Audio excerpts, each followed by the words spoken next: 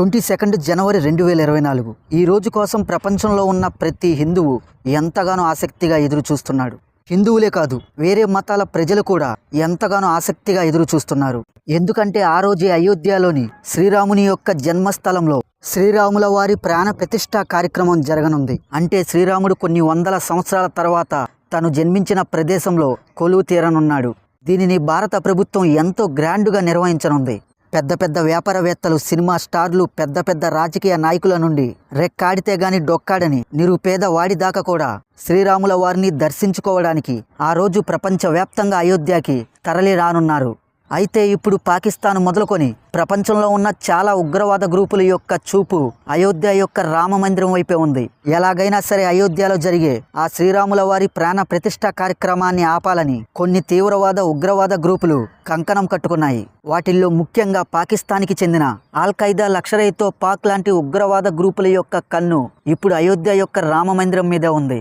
అంతేకాదు, రీసెంట్గా times of India ప్రకటించిన ఒక ఆర్టికల్లో జుబైర్ ఖాన్ అనే ఒక వ్యక్తి అయోధ్యలో ఉన్న రామ మందిరాన్ని పేల్చేస్తానని భారతీయ కిసాన్ మంచ్ సంస్థకి ప్రెసిడెంట్గా ఉన్న దేవేంద్ర తివారీకి ఏకంగా ఒక మెయిల్ కూడా పంపించాడు. ఆ మెయిల్లో మేము ఎలాగైనా సరే అయోధ్యలో ఉన్న రామ మందిరాన్ని పేల్చేస్తామని చాలా అసహ్యమైన మాటలతో ఆ మెయిల్లో రాసి ఉంది. దీంతో ప్రపంచవ్యాప్తంగా శ్రీరామ భక్తులు ఆ రోజు ఆ కార్యక్రమం ఎలా జరుగుతుందో ఏమోనని ఆందోళనలో ఉన్నారు. అయితే ఇది గ్రహించిన భారత ప్రభుత్వం అయోధ్యలో ఉన్న రామ మందిరానికి హై సెక్యూరిటీని కల్పించింది. ఇదేమీ అంత ఆషామాషీ సెక్యూరిటీ ఏం కాదు. ప్రపంచ చరిత్రలోనే ఇప్పటి వరకు ఏ రాజకీయ నాయకుడికి కూడా, ఏ ఆలయానికి కూడా, ఏ దేశం కూడా ఇలాంటి సెక్యూరిటీని కల్పించలేదు. ఈ సెక్యూరిటీ గురించి మీరు ఒక్కసారి వింటే మీరే ఖచ్చితంగా ఆశ్చర్యపోతారు. ఏ ఉగ్రవాది గ్రూపుకైనా, ఏ నక్సలైట్ గ్రూపుకైనా అయోధ్య రామ మందిరంలో ఉన్న శ్రీరాముల వారి మీద చెయ్యి వెయ్యాలని కనీసం ఆలోచన వచ్చినా సరే వారికి వెన్నులో వణుకు పుడుతుంది. ఎందుకంటే కలలో కూడా వాళ్ళు ఊహించుకోని విధంగా అత్యంత పకడ్బందీగా హై సెక్యూరిటీని భారత ప్రభుత్వం శ్రీరాముని జన్మస్థలమైన అయోధ్య రామ మందిరంలో 22 జనవరి 2024 జరగబోయే శ్రీరాముని ఆ ప్రాణ ప్రతిష్ఠ కార్యక్రమానికి కల్పించింది. ఫ్రెండ్స్, ఈ వీడియోలో మనం అయోధ్యలోని శ్రీరామ మందిరానికి భారత ప్రభుత్వం ఎలాంటి సెక్యూరిటీని కల్పించింది, వాటి యొక్క పవర్స్ ఎంత పవర్ఫుల్గా ఉంటాయి అనే విషయాల్ని ఈ వీడియోలో ఫుల్ డీటెయిల్డ్గా పాయింట్ టు పాయింట్ క్లియర్గా తెలుసుకుంటూ వద్దాం. దానికి మీ వంతుగా ఈ వీడియోని ఒక లైక్ చేసి మన ఛానల్ని సబ్స్క్రైబ్ చేయండి చాలు. ఫ్రెండ్స్, అయోధ్యలోని సెక్యూరిటీని మెయిన్గా 2 జోన్స్గా డివైడ్ చేశారు. అందులో ఫస్ట్ జోన్ రెడ్ జోన్, ఇక రెండో జోన్ ఎల్లో జోన్గా ప్రకటించారు. ముందు మనం ఫస్ట్ జోన్ అయిన రెడ్ జోన్ విషయానికి వస్తే, ఈ రెడ్ జోన్ని కూడా 2 భాగాలుగా డివైడ్ చేశారు. ఈ రెడ్ జోన్ యొక్క మొదటి భాగాన్ని అయోధ్య రామ మందిరం యొక్క 70 ఎకరాల స్థలం ఉంటుంది. ఇంకా రెడ్ జోన్ యొక్క రెండవ భాగంలో అయోధ్య రామ మందిరం యొక్క 70 ఎకరాల స్థలం తర్వాత దాదాపు 38 ఎకరాల వరకు ఈ రెడ్ జోన్ యొక్క రెండవ పార్ట్గా గుర్తించారు. ఇంకా ఈ రెడ్ జోన్ యొక్క ఈ 2 భాగాలలో, అంటే రెడ్ జోన్ యొక్క మొదటి భాగమైన 70 ఎకరాలు అలానే రెండవ భాగమైన 38 ఎకరాలని కలిపి మొత్తంగా అయోధ్య రామ మందిరం నుంచి 108 ఎకరాల వరకు మెయిన్గా 4 సెక్యూరిటీ యూనిట్లు కాపలాగా ఉంటారు. ఫస్ట్ యూనిట్ పేరు యూపీ స్పెషల్ సెక్యూరిటీ ఫోర్స్. వీళ్ళు అయోధ్య రామ మందిరం నుంచి 20 ఎకరాల వరకు అయోధ్య రామ మందిరానికి సెక్యూరిటీగా ఉంటారు. వీళ్ళు చాలా పవర్ఫుల్. వీళ్ళకిచ్చిన రైట్స్ కూడా చాలా పవర్ఫుల్. ఉత్తరప్రదేశ్లోని లోకల్ రౌడీ గుండాలు ఎక్కువ అవడంతో 2019వ సంవత్సరంలో అలహాబాద్ హైకోర్టు ఆదేశాల మేరకు ఈ ఉత్తరప్రదేశ్ స్పెషల్ సెక్యూరిటీ ఫోర్స్ని స్థాపించారు. ఈ unit additional general rank officers నేతృత్వంలో నడుస్తుంది. అయితే 2020వ సంవత్సరంలో యోగి ఆదిత్యనాథ్ గారి ప్రభుత్వంలో ఈ యూపీ స్పెషల్ ఫోర్స్ సెక్యూరిటీ యూనిట్కి కొన్ని స్పెషల్ రైట్స్ని ఇచ్చారు. అవేమిటంటే, వీళ్ళకి అనుమానం ఉన్న వ్యక్తిని ఎవరినైనా వీళ్ళు వారంటీ లేకుండా అరెస్టు చేయవచ్చు. ఇలాంటి కొన్ని rights UP special security force యూనిట్కి ఉంటాయి. అంతేకాదు, ఈ యూనిట్ వద్ద AK-47 రైఫిల్స్తో పాటు German made Heckler Koch MP5 machine guns కూడా ఉంటాయి. ఇది ఏకంగా ఒక్క నిమిషంలోనే 800 రౌండ్ల బుల్లెట్స్ని ఎట్ ఏ టైం ఫైర్ చేయగలదు. అంతేకాదు, వీళ్ళు డైరెక్ట్గా యూపీ సీఎం అయిన యోగి ఆదిత్యనాథ్ గారికి ఇన్ఫార్మ్ చేయగలరు.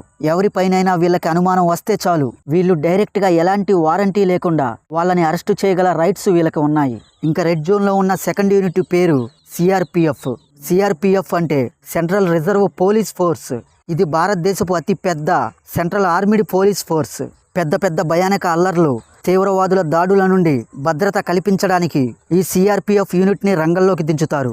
1992 నుండి ఇప్పటి వరకు అయోధ్య బాబ్రీ స్థలం యొక్క రక్షణ యంత్రాంగంగా ఈ CRPF చూసుకుంది. వీళ్ళ దగ్గర MP5 మిషన్ గన్స్, టెలిస్కోప్తో కూడిన INSAS sniper rifles, hand held thermal ఇమేజులు లాంటి అడ్వాన్స్డ్ పరికరాలుంటాయి. వాటితో వాళ్ళు ప్రమాదాన్ని ముందే గ్రహించి ప్రమాదం జరగకుండా జాగ్రత్తలు తీసుకుంటారు. వీళ్ళు అయోధ్య రామ మందిరం నుంచి 20 నుండి 40 ఎకరాల విస్తీర్ణంలో తిరుగుతూ ఉంటారు. ఇంకా రెడ్ జోన్లో 3వ యూనిట్ పేరు PAC. PAC అంటే ప్రొవిన్షియల్ ఆర్మ్డ్ కాన్స్టాబులరీ. PAC అనేది భారతదేశంలోని వివిధ రాష్ట్రాల్లో పనిచేసే ఒక ప్రత్యేక సాయుధ పోరాట దళం. ఇది CRPF లాగానే తీవ్రవాద వ్యతిరేక కార్యకలాపాలతో సహా వివిధ పరిస్థితుల్ని సమర్థవంతంగా ఎదుర్కోగలదు. ఈ యూనిట్ అయోధ్య రామ మందిరం నుంచి 40 నుండి 60 ఎకరాల మధ్యలో ఉంటుంది. ఇంకా రెడ్ జోన్లో 4వ యూనిట్ పేరు 304 సివిల్ పోలీస్ పర్సనల్. ఈ యూనిట్కి కూడా స్పెషల్ రైట్స్ ఉంటాయి. ఈ యూనిట్ అయోధ్య రామాలయానికి 60 నుండి 90 చదరపు ఎకరాల స్థలంలో తిరుగుతూ ఉంటారు. ఇంకా ఈ రెడ్ జోన్లో ఈ 4 సెక్యూరిటీ యూనిట్స్తో పాటు the most highly advanced bomb disposal squads కూడా ఉంటారు. అయోధ్య రామాలయం నుండి చుట్టుపక్కల 90 ఎకరాల వరకు తిరుగుతూ వీళ్ళ దగ్గర ఉన్న పరికరాలతో బాంబ్స్ని నిరంతరం ఐడెంటిఫై చేయడమే వీళ్ళ పని. ఇంకా అయోధ్య రామ మందిరానికి చుట్టూ ఉన్న 90 ఎకరాలని దాటి లోపలికి వచ్చినప్పుడు అక్కడ ఉండేది యాంటీ సపోర్టేజ్ టీం. వీళ్ళ పని ఎవరైనా అయోధ్యలోని రామ మందిరానికి 90 ఎకరాలని దాటి లోపలికి వచ్చినప్పుడు ఎవరైనా ఎక్స్ప్లోజివ్ ఐటమ్స్ని క్యారీ చేస్తే వీళ్ళ దగ్గర ఉన్న అడ్వాన్స్డ్ పరికరాలతో వాళ్ళని సడన్గా ఆపి పూర్తిగా చెక్ చేసే అధికారం కూడా వాళ్ళకి ఉంది. ప్రమాదాన్ని ముందే పసిగట్టి ఆపే యూనిట్ పేరే యాంటీ సపోర్టేజ్ టీం. అంతేకాదు వీళ్ళు ఆ పరిసర ప్రాంతాల్లో తిరుగుతున్న ఆ మనుషుల యొక్క బ్యాగ్స్, అలానే వాళ్ళు క్యారీ చేసే ప్రతి ఐటెంని నిరంతరం చెక్ చేస్తూనే ఉంటారు. ఇంకా యాంటీ సపోర్టేజ్ టీంతో పాటు ఈ రెడ్ జోన్లో police radio communicators, 471 fire fighters కూడా ఉంటారు. వీళ్ళతో పాటు ఈ జోన్లో NSC యూనిట్ కూడా ఉంటుంది. NSG అంటే నేషనల్ సెక్యూరిటీ గార్డ్ అని అర్థం. ఈ యూనిట్ సభ్యులు ఉగ్రవాద దాడుల్ని ముందే పసిగట్టి కౌంటర్ చేయడంలో స్పెషలిస్టులు. అంతేకాదు VIPలకి, రాజకీయ నాయకులకి సెక్యూరిటీ కోసం SBGని కూడా రంగంలోకి దించారు. అంతేకాదు వీళ్ళతో పాటు 11,000 మిలిటరీ బలగాల్ని కూడా అయోధ్య రామ మందిరానికి సెక్యూరిటీగా రంగంలోకి దింపారు. ఇంకా రెడ్ జోన్లో ఇంకో హైలైట్ ఏమిటంటే ఆర్టిఫిషియల్ సర్వీస్ సిస్టమ్. ఈ ఆర్టిఫిషియల్ సర్వీస్ సిస్టమ్ డైరెక్ట్గా కెమెరాస్తో అనుసంధానమై ఉంటుంది. ఇది ఎలా పనిచేస్తుంది అంటే అయోధ్య రామ మందిరంలోకి ఎంటర్ అయిన భక్తులు లేదా విజిటర్స్ యొక్క ఫేసెస్ని ఈ ఆర్టిఫిషియల్ ఇంటెలిజెంట్ వాళ్ళని క్లియర్గా క్యాప్చర్ చేస్తుంది. ఫర్ ఎగ్జాంపుల్, ఒక వ్యక్తి మీద అనుమానం వచ్చింది అనుకుంటే ఈ ఆర్టిఫిషియల్ ఇంటెలిజెంట్ అతని ఫేస్ని ఫీడ్ చేసుకొని ఆ వ్యక్తి యొక్క ఫుల్ డేటాని ఇస్తుంది. అంటే ఒక్క మాటలో చెప్పాలంటే ఆ వ్యక్తి ఎక్కడెక్కడ తిరిగాడు, ఏమేమి చేశాడు, అతని ఆధార్ కార్డు నెంబర్తో సహా ఈ డేటా మొత్తం అధికారులకి ఈ ఆర్టిఫిషియల్ ఇంటెలిజెంట్ ఇస్తుంది. ఇలాంటి ఒక అడ్వాన్స్డ్ ఆర్టిఫిషియల్ ఇంటెలిజెన్స్ టెక్నాలజీని భారతదేశంలో ఉపయోగించడం ఇదే మొదటిసారి. అంతేకాదు దీనితో పాటు అయోధ్య రామ మందిరం 90 ఎకరాలలో 360 డిగ్రీల మేర కెమెరా సర్విలియన్ ఉంటుంది. దీంతో అయోధ్య రామ మందిరం నుంచి 90 ఎకరాల మేర మీరు ఎక్కడికి వెళ్ళినా సరే మీ మూమెంట్ను ప్రతి క్షణం ఇవి రికార్డు చేస్తూనే ఉంటాయి. అయితే మీరు అనుకోవచ్చు, అంతమందిలో మమ్మల్ని ఎలా కనుక్కుంటారు అని. ఈ ఆర్టిఫిషియల్ ఇంటెలిజెంట్ సాఫ్ట్వేర్ సహాయంతో నేరుగా మీ మూమెంట్ను కనుక్కోవడం వాళ్ళకి చిటికెలో పని. అంతేకాదు దీనితో పాటు ఈ ఆర్టిఫిషియల్ ఇంటెలిజెన్స్ విజిటర్స్ యొక్క ట్రెండ్ డేటాను కూడా ఇస్తుంది. ట్రెండ్ డేటా అంటే అయోధ్య రామ మందిరంలో 90 ఎకరాల మేర ఎవరైనా మామూలు విజిటర్స్లా కాకుండా, అంటే డీసెంట్గా కాకుండా కొంచెం అనుమానంగా బిహేవ్ చేస్తూ ఉంటే ఈ ఆర్టిఫిషియల్ ఇంటెలిజెంట్ సెక్యూరిటీ సిస్టమ్ తన అలారంని వెంటనే రైట్ చేసి ఆ వ్యక్తిని వెంటనే తన డేటాలో అధికారులకు చూపిస్తుంది. అంతేకాదు అయోధ్యలో airports, bus stand, railway station వద్ద కూడా వెరిఫికేషన్ ప్రాసెస్ చాలా అంటే చాలా స్ట్రిక్ట్గా ఉంచారు. అంతేకాదు అయోధ్యలో ట్యాక్సీ డ్రైవర్స్ నుండి auto drivers, rickshaw drivers, hotel staff, పూజారులు, అయోధ్యలో నివసించే ప్రజలు, ఆఖరికి అయోధ్యలో ఉండే బెగ్గర్స్ యొక్క అన్ని డీటెయిల్స్ని కూడా పోలీసులు వాళ్ళ డేటాలో రికార్డు చేసుకున్నారు. ఇంకా రెండో జోన్ అయోధ్య రామ మందిరానికి 108 ఎకరాల తర్వాత ఉన్న జోన్ని ఎల్లో జోన్గా ప్రకటించారు. ఈ ఎల్లో జోన్లో కూడా 34 మంది సబ్ ఇన్స్పెక్టర్స్, 77 మంది హెడ్ కానిస్టేబుల్స్, అలానే ఏకంగా 712 మంది కానిస్టేబుల్స్ని ఆ ఎల్లో జోన్లో రంగంలోకి దింపారు. సో ఎవరైనా అయోధ్య నగరానికి ఎంటర్ అయిన తర్వాత 6వ జోన్లో కానిస్టేబుల్స్, హెడ్ కానిస్టేబుల్స్ ఉంటారు. వీళ్ళను కూడా దాటుకొని ఇంకొంచెం ముందుకు వెళ్తే 5వ జోన్లో సబ్ ఇన్స్పెక్టర్స్ ఉంటారు. వాళ్ళని కూడా దాటుకొని ఇంకొంచెం ముందుకు ప్రవేశిస్తే 4వ జోన్లో ప్రొవిన్షియల్ ఆర్మ్డ్ కాన్స్టాబులరీ యూనిట్ ఉంటుంది. అంటే PAC యూనిట్ సెక్యూరిటీ ఉంటుంది. వీళ్ళతో పాటుగానే బాంబు స్క్వాడ్స్ ఉంటారు. ఇంకా వీళ్ళను కూడా దాటుకొని ఇంకొంచెం ముందుకు వస్తే 3వ జోన్లో నేషనల్ సెక్యూరిటీ గార్డ్ యూనిట్ ఉంటుంది, అంటే ఎన్ఎస్జి యూనిట్ ఉంటుంది.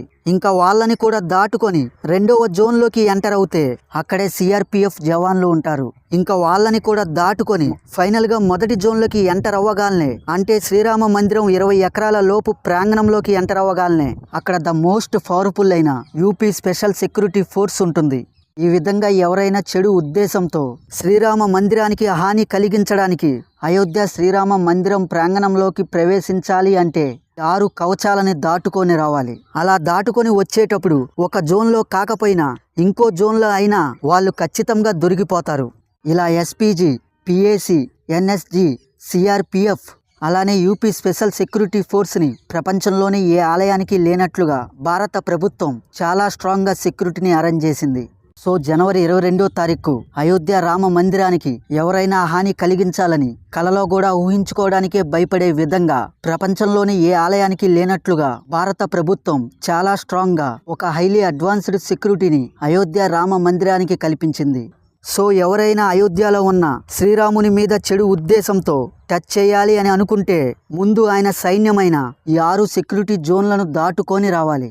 ఫ్రెండ్స్, ఫైనల్గా మన ఛానల్ తరపున అయోధ్య శ్రీరాముల వారి ప్రాణ ప్రతిష్ఠా కార్యక్రమం ఎటువంటి లోటుపాటులు జరగకుండా అంతా సవ్యంగా జరగాలని ఆశిద్దాం.